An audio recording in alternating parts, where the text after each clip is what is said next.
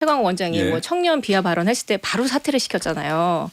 근데 저희 어젠가요? 그저께인가 그 저희 박민영 대변인 지금 안 그래도 그 질문 한번 드려보고 유튜브에 싶었는데, 나가서 예. 어쨌든 장애인 친구들하고 여성에 대한 아무리 유튜브지만 제가 더군다나 듣기도 같은 당의 네. 동료 의원인 김혜지 의원을 제가 듣기도 겨냥해서, 너무 민망한 예. 단어들이 많이 나왔어요. 거기 이제 뭐 그런데 이런 친구가 그냥 일반 당원도 아니고 대변인이란 타이틀을 갖고 이렇게 얘기하는데 그걸 엄중 경고한다? 그거는 저는 아닌 것 같습니다. 그거는 진짜 저희를 조금이라도 지지하고 싶어하는 장애인이나 특히 여성층, 저희가 지금 예. 여성층에 대한 지지도가 굉장히 낮거든요. 예. 실제로 오늘 저희 의원실에도 연락이 왔어요. 이거 가만히 계시면 안 된다. 예. 같은 여성으로서 예. 뭐 발언을 좀 하셔야 된다라는 그런 전화들을 좀 받았기 때문에 이런 부분에 대해서는 진짜 뭔가 이렇게 그만두게 했었어야죠. 장동혁 그게 너무 대표가 아쉬운 그러면서 거예요, 하는 그게. 얘기가 그게 너무 아쉬운 저도 거예요, 기억이 지금. 나는 게 그거예요. 보수 정당에서 이런 일로 사람을 인재를 내친다. 그 발언도 더 웃겨. 예, 그러니까 저는 그게 이게 무슨 얘기이지? 그게 잘못됐다고 한다면 네. 잘못에 상응하는 정도의 책임을 물어야 되는 게 네. 옳은 것 아닙니까? 지금 김소 의원 네. 말씀은 그 잘못된 발언의 책임만큼을 전혀 안 물었다는 뜻 네, 아닌가요? 안 물은 거라고 예. 생각하고요. 이거는 지지층의 확산에 조금 도움이 되지 않는다는 판단이 아주 저는. 정청래 대표 최근에 딴지일보가 바로미터다. 예. 어제 그게 또 기자들이 예. 취재를 하고 그러다 보니까는 그게 아마 더민초 세미나에 가서 예. 이제 재선 의원이 되는 방법 뭐 이야기하면서 SNS 열심히 해라. 내가 딴지일보에 글을 엄청 올렸다. 뭐 했는데 모르겠습니다. 정청래 대표는 그렇게 생각할 수는 있지만 딴지일보가 민심의 바로미터다라고 하는 것이 민심이 거기서의 미는 어떤 국민일지 뭐 이런 얘기들이 담긴 기사가 많이 나오잖아요. 염현희 생각은 어떠세요? 저도 그 자리에 있었고요. 그러신 것 같아서 제가 질문 드려봤습니다. 저도 초선 의원 국회의원으로 대상이라고 들었어요. 초선이라 저도 갔었고요. 네. 1박 2일 프로그램을 했고요. 그리고 그때 마침 공교롭게도 또 울산에서 큰 사고가 있어서 사실은 예. 술도 안 먹고 차분하게 이렇게 진행을 했습니다. 그날 얘기는 정청래 대표가 자신이 그 정치에 진출하기 전까지 어려움을 겪던 일 또 어머님 얘기 학원을 하면서 학부모들한테 상당히 그 인기가 있었다는 얘기 그런 여러 얘기 중에 정치를 또 쉰 적도 있지 않습니까? 예. 공천에 그때 당시에 전략 공천을 다른 방법으로 하는 바람에 김정인 비대위원장 시절에 예. 손혜원 의원에게 그렇죠. 예.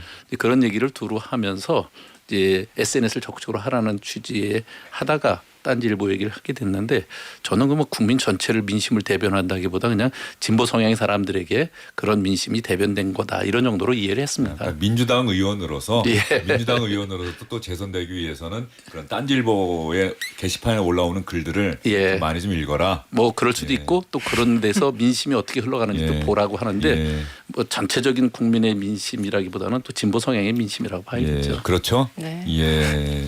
김소 의원은 다행입니다. 근데 뭐 국민의힘도 뭐 보면은 장동혁 대표가 지금 네. 출연하는 곳이 네. 이 양당 대표가 지금 언론 인터뷰는 잘 안 해요. 맞아요. 그 레거시 미디어 인터뷰는 잘 안 하면서 출연하는 게 김어준 씨 방송이나 이런 데는 나간 것 같고 장동혁 대표도 맞아요. 무슨 유튜브만 이영풍 TV 나가세요. 어제 보니까 네, 거기도 유튜브만 나가고 나가세요. 예.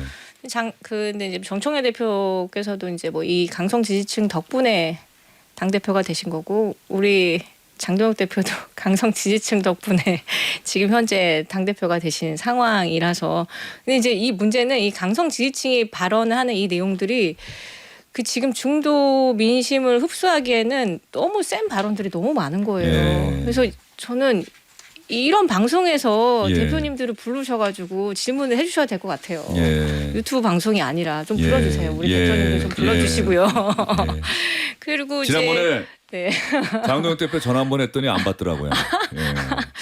근데 이제 뭐 진보 성향이 딴지일보가 좀 뭐 이쪽에 가 있긴 하지만 근데 저희 입장에서 봤을 때는 뭐 딴지일보 게시판이 약간 음모론도 많이 올라오고 가짜 뉴스도 좀 많이 올라오잖아요. 저는 그게 좀 위험하다고 봅니다. 뭐 천안함 자초설부터 해서 세월호 뭐 고의 침몰설 그런 음모론들의 발상지가 또 딴지일보여서 그게 좀 저는 위험하다고 생각이 되고 그리고 뭐 이재명 대통령이 초반에 막 대통령 되고 나서 지금 분열의 정치는 끝내야 된다. 그래서 뭐 K 민주주의 말씀하셨어가지고 저희는 살짝 기대를 했었는데 양당의 대표들이 다들 이렇게 양 끝에 가 계셔가지고 저는 지금 이게 너무 걱정스러운 상황입니다. 예, 국민통합이라고 하는 게 사실은 정치인들이 누구나 특히 정치 지도자가 되겠다는 분들, 정치 지도자가 된 분들이 늘 하는 얘기인데 국민통합이 말로 되는 건 아니잖아요. 그렇죠? 그 딴지일보 얘기를 잠깐 하면 사실은 예. 딴지일보가 그 처음부터 내건 예. 그 일종의 이제 그 창간하면서 자신들의 방향을 어떻게 정했는가 하면 이게 98년에 창간됐으니까 예. 27년이나 된 거더라고요. 1998년이면은 김대중 그랬구나. 정부 시절이네요. 예. 그때 창간 선언문을 통해서 이제 한국 농담을 능가하며 B급 오락 영화 수준을 지향하는 초절정 하이 코미디, 시니컬 패러디, 황색 사이버 루머 저널을 지향한다. 뭐 이렇게 얘기했으니까 상당히 그 시니컬하게 시작을 예, 했고 예. 네. 그런 가운데 약간 풍자가 들어간 예 거겠죠. 그렇다고 예, 봐야죠. 예, 그런데 또 보수 유튜버도 그에 예. 못지않게 또 현재 또 예. 그러고 있어서 하여튼 이런 부분에 그 많은 중도층들이 어떻게 바라볼지 하여튼 그것도 좀 시선에 좀 관심을 뒀으면 좋겠어요. 박준호 의원은 그런 유튜브나 이런 이제 양쪽의 어떤 진영에 가깝다고 평가되는 그런 뭐 미디어들 많이 소비를 하세요? 어떠세요? 저도 뭐 이게 참고 삼아서 많이 보는 예. 편인데. 아, 많이 보는 편이에요? 예. 예.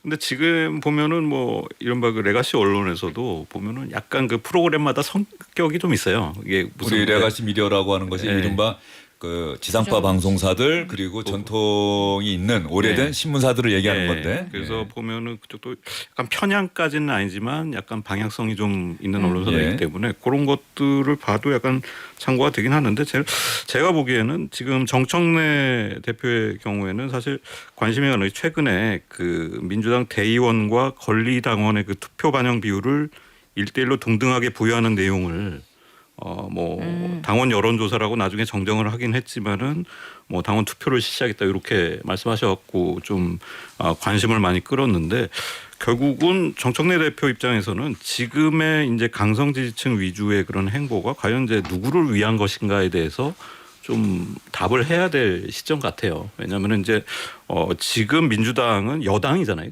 여당이라는 것은 지금 내란 청산을 위한 지금 특검도 진행이 되고 있지만 한편으로는 뭔가 좀 중도 합리적인 노선으로 또 민심을 포용해야 될 필요가 있는 집권 정당이기 때문에 그런 여당의 대표라는 점에서는 그런 강경 노선이 과연 누구를 위한 것이라는 지적이 좀 나올 수밖에 없는 부분이고 예. 결국 본인은 뭐 부인하시겠지만은 결국은 이제 뭐 당대표 재선을 노리는 게 아니냐 뭐 이런 식의 그런 비판이 있을 수 있기 때문에 그런 점을 좀 의식해야 되는 게 아닌가 그런 생각이 듭니다. 박준호 의원 얘기는 딱 그런 부분이죠. 대통령은 국민통합을 얘기하고 국민 전체의 대통령이 될 수밖에 없고 당연히 그렇게 해야 되고 국민통합을 위해서는 사실은 정치적 아젠다에 대통령이 직접 참여하는 건 절대 금하면서 국민의 삶을 더 민생을 더 낫게 하는 그런 것들에 계속 천착하고 고민하고 그런 이야기를 하고 해야 되는데 이제 역할 분담이라고 해서 여당은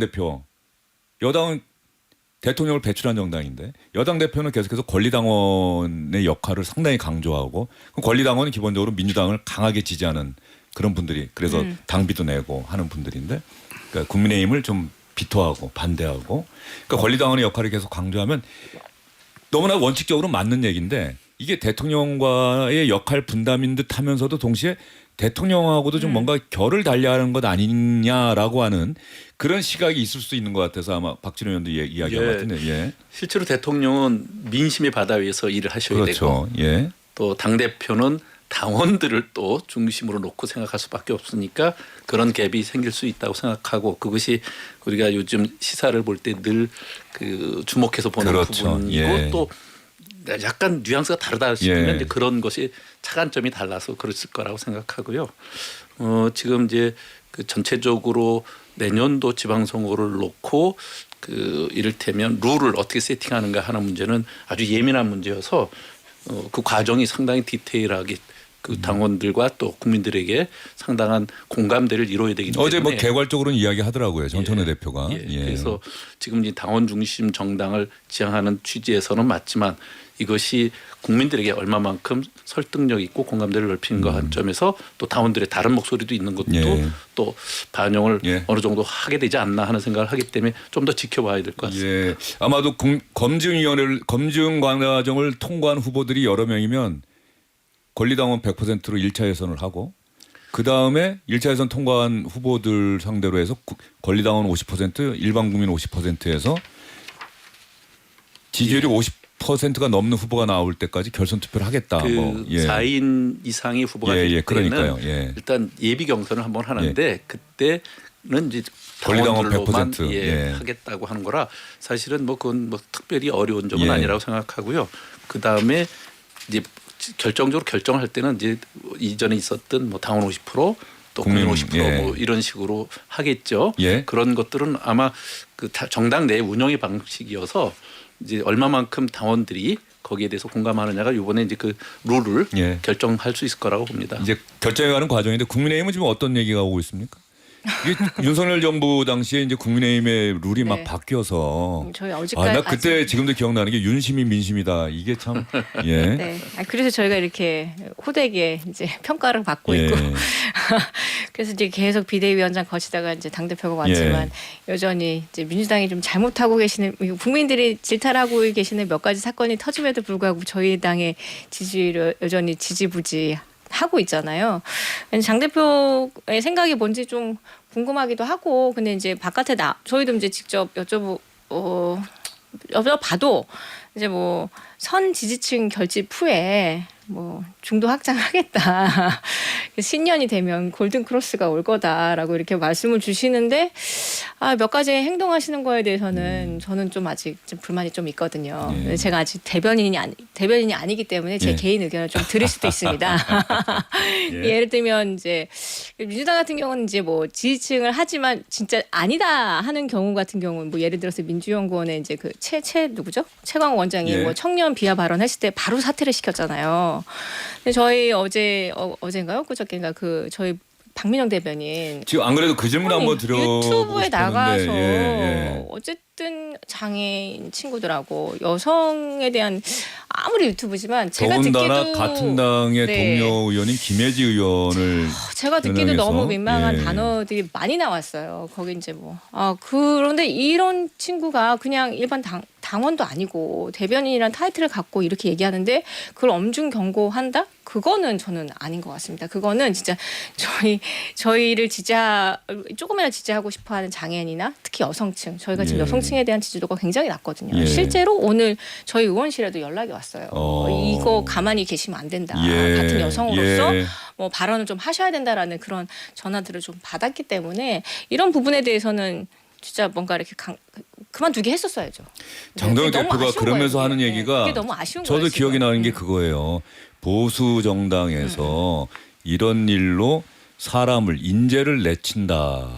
그 발언도 더 웃겨. 그러니까 저는 그게 이게 무슨 얘기지? 그게 잘못됐다고 한다면 잘못에 상응하는 정도의 책임을 물어야 되는 게 옳은 것 아닙니까? 지금 김소희 의원 말씀은 그 잘못된 발언의 책임만큼을 전혀 안 물었다는 뜻 아닌가요? 안 물은 거라고 생각하고요. 이거는 지지층의 확산에 조금 도움이 되지 않는다는 판단이 아주 저는 개인적으로 그 조치가 어떤 대변인에서 네. 물러나게 한다든가 하는 게 아니라 단순히 그렇죠. 엄중 경고로 그쳤다라고 하는 거는 것도 안 되고 그 메시지가 되는 거잖아요. 네, 그 다음 메시지도 뭐 네.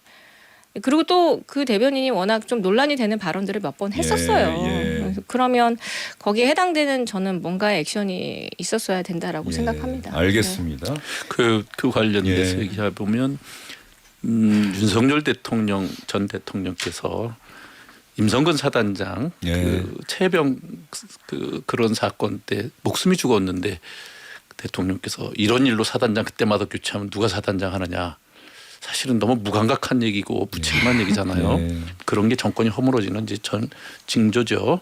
사실은 여하를 떠나서 분명히 책임지는 정치를 해야 되고요. 그럴 때 적어도 정책 결정자들은 국민을 보고 해야 되지 않겠냐 하는 생각을 합니다. 사실은 이번에도 이제 그 장동혁 대표가 우리가 황교안이다. 나와서 싸우자. 사실은 이런 게 지금 김소희 의원님 말씀처럼 선 지지층 결집이라고 해석해 주십시오. 그렇게 이제 그러니까 중도층이 점점 김소희 떠나는 얘기라. 의원님도 황교안이신 거네요. 우리가 황교안이다. 동의하지 않습니다. 저는 동의하지 않습니다. 네. 뭐 김소희 의원을 뺀 국민의힘 소속 정치인들은 아니, 근데 이제 또 황교안이다. 어쨌든 의원총회 하면서 방송에 나가서 비판하지 말아달라. 당신이 또 직접 그러셨어요. 그래서 비판은 그 황교안이다 발언. 예. 어쨌든 본인도 다 계획을 하고 있다. 조금만 기다려달라 그렇게 말씀을 주셨기 때문에 계획이 다 있어. 네, 조금만 예. 기다려 보시죠. 네. 알겠습니다. 다만 제가 드는 생각은 장동혁 대표가 무언가 국민들 또 중도 확장을 위해서 무언가 선언을 하고 뭐 정치부 기자들이 엄청 관심을 가질 수밖에 없는 이벤트를 한다고 했을 때 그 말의 진정성이 네. 장동혁 대표가 되고 나서 그 선언을 하기까지의 일련의 과정들을 기자들은 다 돌아볼 거 아니에요. 국민들도 다 돌아볼 거 돌아보시죠. 아니에요. 그러면 네. 그 말의 진정성이 과연 어느 정도 무게로 다가갈 것이냐가 핵심인데 네. 그런 측면에서 보면은 고개가 좀 갸웃거려지는 게 있는 거죠. 네, 일면 뭐 그런 비판 기사들도 좀 예. 있고 말의 무게감 너무 이렇게 지르시다 보니까 유튜브에서 쓸 만한 그런 단어들로 지르시다 보니까 말의 무게감이 떨어지고 있다라는 그런 비판 기사들도 있으니까 그런 부분들 다 보고 계시지 않을까 알겠습니다. 생각합니다. 예, 저희가 박진호 의원 최근에 김민석 국무총리가 네. 그 언론 인터뷰에서는 서울시장에 지금 나가고 말고 이런 생각할 겨를이 없다. 일단 원칙적으로는 그렇게 이야기했는데 최근에 오세훈 서울시장 관련해서 비판의 말을 많이 쏟아내고 있지 않습니까? 네, 지금 종묘 앞 재개발이 그렇고 예. 또 한강버스가 그렇고요. 예. 그리고 그런데, 광화문 광장 뭐 예. 다시 조성한다는 게 무슨 정원이죠, 그게? 그 감사의 정원입니다. 예, 이제 예. 감사의 정원은 이제 그 한국 전쟁 때 예. 그 해외 참전국에 대한 감사 표시를 위해서 일종의 그 상징 공간을 광화문 앞에 만드는 건데 참전 16개 국기들을 쫙 건다는 예, 얘기입니까? 그렇습니다. 예. 근데 김석 총리가 사실 이게 하루가 다르게 속보가 나오는 셈인데 예. 사실 오세훈 시장하고 그 지금 김석 총리가 거의 이제 입장을 계속 반복해서 교대로 계속 내고 있거든요. 근데 보면은 그 어제 오후에 김민석 총리 같은 경우에는 특히 이제 두 가지 국무총리로서 더 큰 이른바 그 내셔널 이슈라고 네. 할까요? 좀 국정 현안들이 많을 텐데 왜 이렇게 서울시 관련 사업에 대해서만 직접 참전을 하느냐는 그런 의문. 예. 또 하나는 이제 결국 이제 본인이 서울시장 예비주자로 거론이 되기 때문에 약간 오세훈 서울시장과 각을 세우는 게 아니냐는 그런 추측을 상당히 의식한 것 같아요. 그래서 예. 어제 이제 본인 SNS를 보면은 뭐 자신의 이제 행보에 대해서 정치적 해석을 할 필요는 없다. 그리고 특히 이제 거취에 대한 입장은 이미 여러 차례 분명하게 밝혔다면서 그 사실상 이제 서울시장 후보 차출설에 아주 선을 그었어요. 네.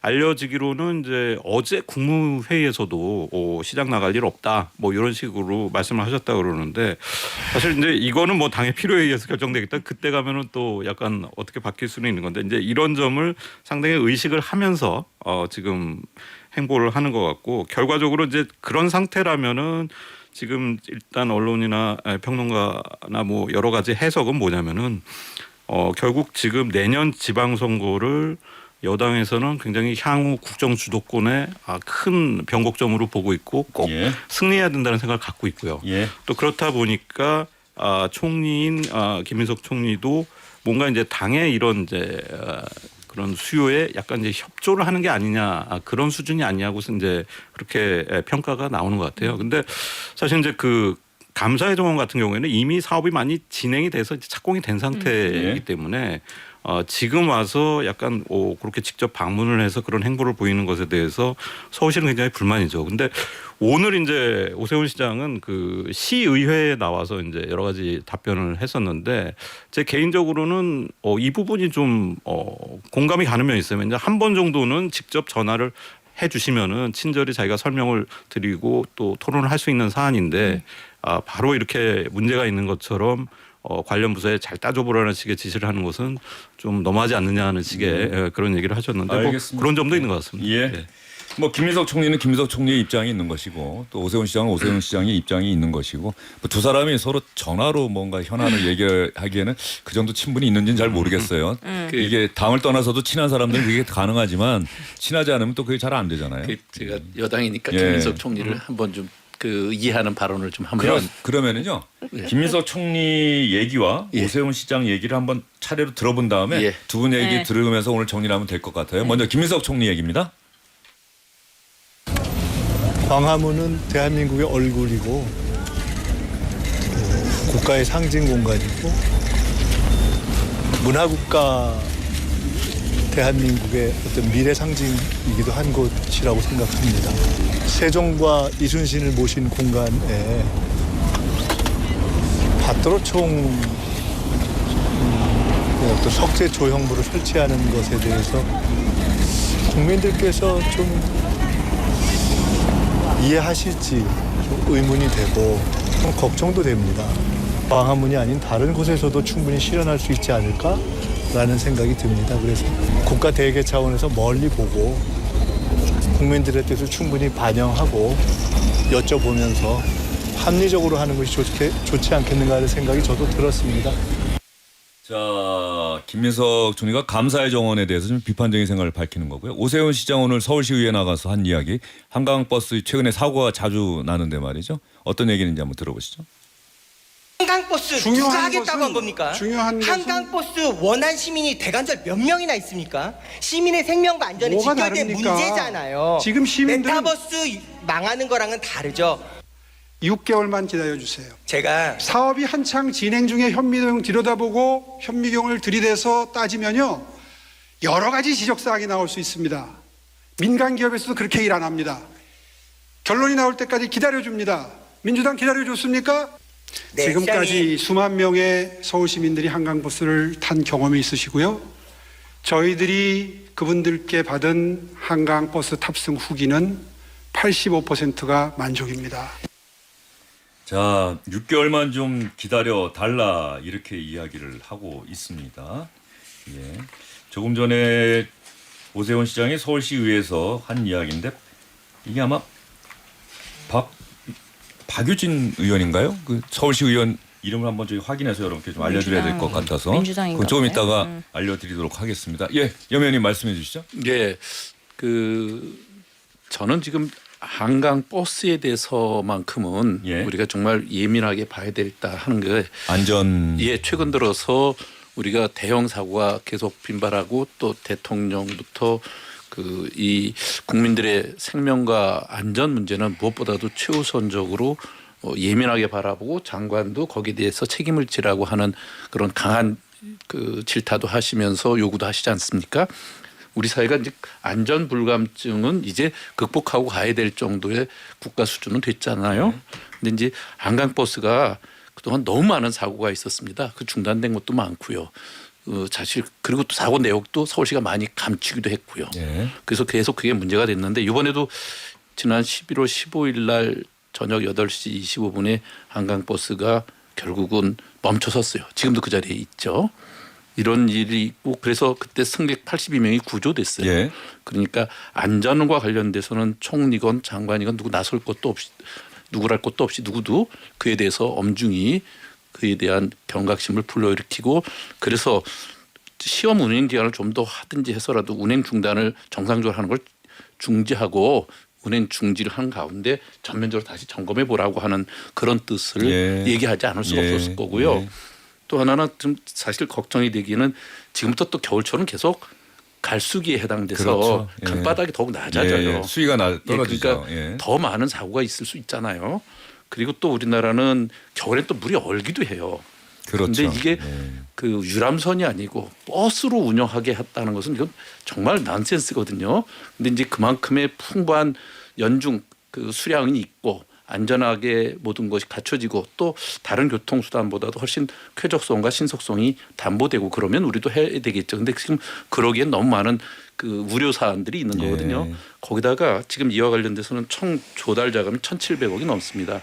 그중에 민간 자금은 49억, 한 2.8% 수준이요. 아이고, 예. 나머지가 대부분 다 공공부담입니다. 예. 이렇게 세금을 넣어서 이렇게까지 위험한 일을 밀어붙이는 것, 이것은 결국 오세훈 시장이 너무 자신의 취향과 내용들을 강조에다 밀어붙이다 보니까 이런 일이 벌어지는 것에 대한 우려를 정말 정부 강요 또 총리 이런 사람도 누구랄 것 없이 지적할 수밖에 없었다 이런 생각이 듭니다. 오세훈 시장도 오세훈 하면 떠오르는 게 그렇죠?